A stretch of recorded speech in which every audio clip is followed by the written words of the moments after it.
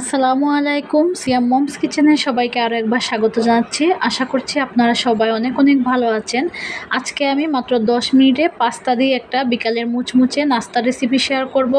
আর এই নাস্তাটা অনেক মজার হয় আর মাত্র 10 মিনিট লাগবে তৈরি করতে। খুবই সহজে তৈরি করে দেখানোর চেষ্টা করেছি। আমার রেসিপি ভালো লাগলে আমার চ্যানেলটি সাবস্ক্রাইব করে আমার চ্যানেলের সাথে থাকবেন। পাশে থাকা বেল বাটনটা অন করে দিবেন যেন আমি ভিডিও ছাড়ার সাথে সাথে নোটিফিকেশন চলে যায়। কমেন্টস করবেন এবং শেয়ার করবেন।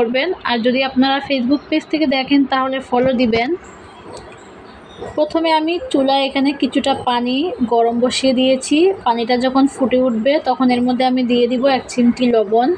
এখন আমি দিয়ে দিচ্ছি এর মধ্যে 1 কাপ পাস্তা। এবার একটা চামচ দিয়ে নেড়েচেড়ে এগুলাকে আমি 3 থেকে 4 মিনিটের মতো সিদ্ধ করে নিব। অতিরিক্ত সিদ্ধ করব না, 50% সিদ্ধ হবে এরকমটা করে সিদ্ধ করে নিব।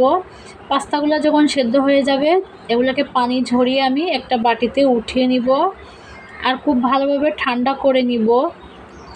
পাস্তাগুলো খুব ভালোভাবে ঠান্ডা হয়ে যাওয়ার পরে এর মধ্যে আমি দিয়ে দিব একটা রুম টেম্পারেচারে থাকা ডিমটা আমি ফ্রিজ থেকে 1 ঘন্টা আগে নামিয়ে রেখেছিলাম। এবার একটা চামচ দিয়ে আমি খুব ভালোভাবে ডিমের সাথে পাস্তাগুলো মিশিয়ে নিব।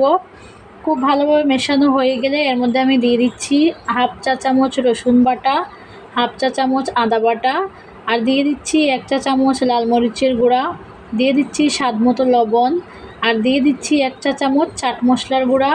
এবার আবারও আমি চামচ দিয়ে এগুলোকে খুব ভালোভাবে মিশিয়ে নিব।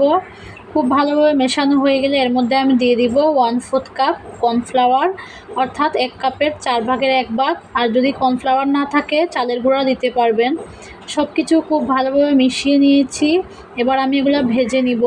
চুলায় একটা প্যানে কিছুটা তেল আমি গরম করে নিয়েছি।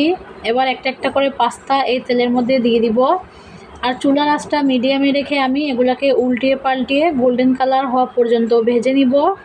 খুব সহজে কিন্তু তৈরি করে দেখানোর চেষ্টা করেছি।